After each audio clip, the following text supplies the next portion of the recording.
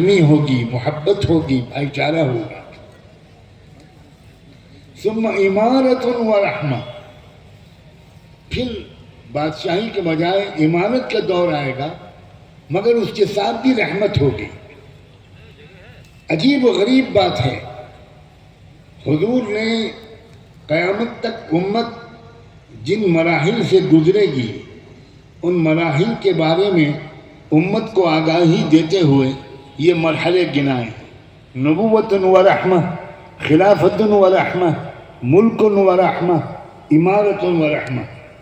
اس کے بعد لوگ حکومت پر قبضہ کر لیں گے اور گدھوں کی طرح ایک دوسرے سے لڑیں گے، ایک دوسرے کو کاٹیں گے۔ اس حدیث کی جو روایت ہے وہ سب سے صحیح یہ ہے۔ اس حدیث کو لوگ بیان نہیں کرتے اور ایسا ثابت کرتے ہیں جیسے خلافت راشدہ کے بعد کاٹ کھانے والی بادشاہت قائم ہو گئی، ملک عضور، ملک عام۔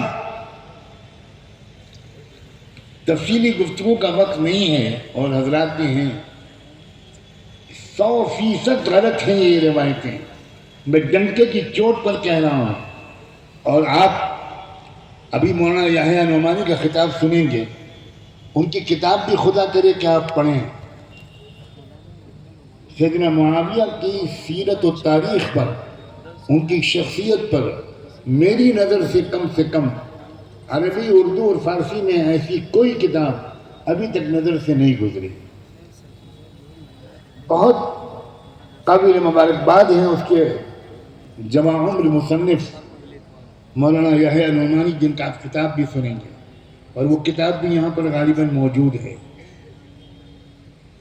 بہت بہترین محدثانہ کلام کیا ہے انہوں نے اس بات پر۔ اور اس سے پہلے میں ایک بہت بڑے مکی مراکشی عالم سے اس موضوع پر مسجد نبوی میں درس ہفتوں سن چکا ہوں۔ حضرت معاویہ کی طرف اشارہ، منفی اشارہ، رب کعبہ کی قسم کھا کے کہتا ہوں کسی حدیث میں نہیں۔ تعریفیں ہیں، دعائیں ہیں، محبتیں ہیں، اعتماد ہے، بھروسہ ہے، کیا کیا میں الفاظ استعمال کروں۔ شیخ الاسلام ابن تیمیہ رحمۃ اللہ علیہ نے لکھا ہے کہ علماء کا اتفاق ہے۔ ابن تیمیہ بہت محتاط شخص ہیں،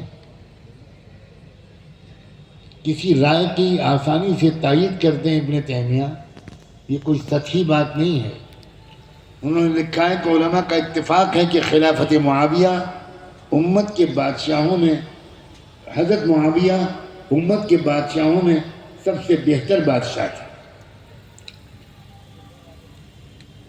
خلافت کے مقابلے میں ملوکیت کو قرار دیا گیا۔